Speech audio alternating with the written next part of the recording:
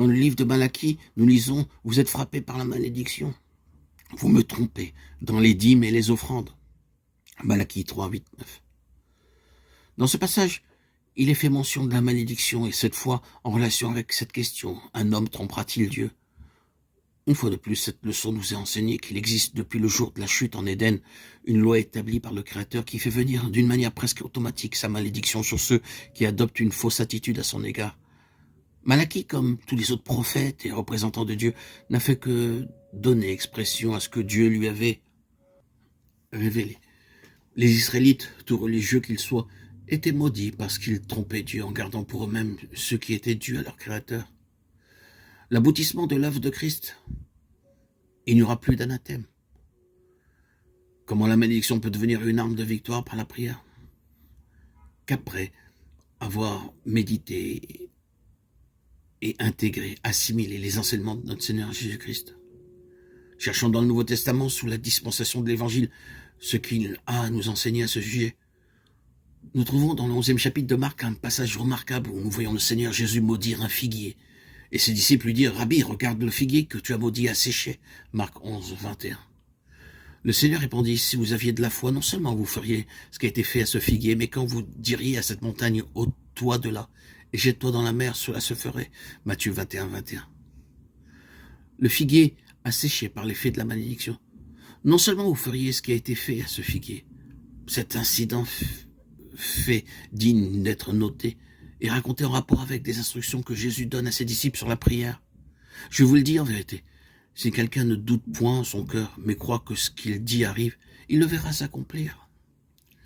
C'est pourquoi je vous dis, tout ce que vous demanderez en priant, croyez que vous l'avez reçu, et vous le verrez s'accomplir. Marc 11, 23, 24. Comparez ceci avec non seulement vous feriez ce qui a été fait au figuier.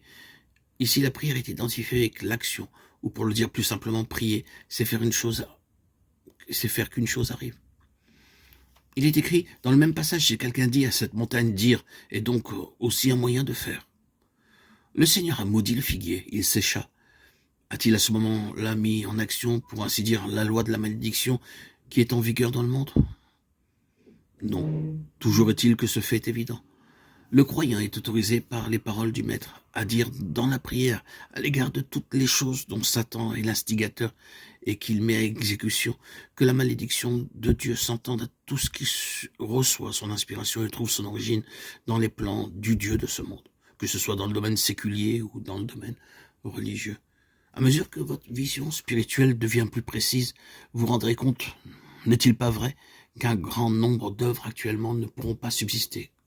Car comme la maison dont parle Matthieu 27, 26, 27, elles sont bâties sur le sable. Pourquoi ne pas vous approcher de Dieu et lui dire, Seigneur, qu'il en soit pour telle ou telle œuvre, comme il en a été pour le figuier? N'avez-vous pas souvent rencontré des figuiers religieux qui ne portaient que des feuilles et point de fruits? Qu'avez-vous fait alors? Vous êtes-vous détourné en disant, comme c'est triste, pourquoi n'êtes-vous pas allé au Seigneur en disant, Seigneur, dessèche cet arbre, afin que les âmes ne soient pas trompées par son moyen? C'est là ce qu'il faut faire. Plutôt que de parler et de discuter à ce sujet, mettez-vous à genoux et demandez à Dieu de faire sécher ce qui est stérile et de fortifier ce qui vient de lui. Le Seigneur a dit, non seulement vous ferez ce qui a été fait au figuier, chose d'importance relative, mais plus tard, vous vous trouverez en face de montagnes. Si votre foi est devenue assez forte pour dessécher un figuier stérile, vous serez aussi capable de transporter la montagne en lui disant « ôte-toi de là et jette-toi dans la mer ». Et cela se fera. Si vous aviez de la foi et que vous ne doutiez point, Matthieu 21, 21, si vous savez que Dieu est pour vous, qu'il appuie vos paroles, il n'y aura pas de doute dans votre cœur. Ce n'est pas par rancune, par ressentiment, dans un esprit de vengeance, que Christ a desséché le figuier. Il l'a fait probablement dans le but d'enseigner à ses disciples le fonctionnement d'une certaine loi. Vous de même, ne priez pas pour que les figuiers stériles, spirituellement parlant, soient frappés de la malédiction à cause de l'épreuve qu'ils représentent peut-être pour vous, parce que leur disparition pourrait vous apporter quelques sujets de gloire. Que votre prière soit inspirée par cette pureté de motif qui vient de l'unité avec Christ ressuscité, ne cherchant qu'à accomplir les œuvres de votre Maître.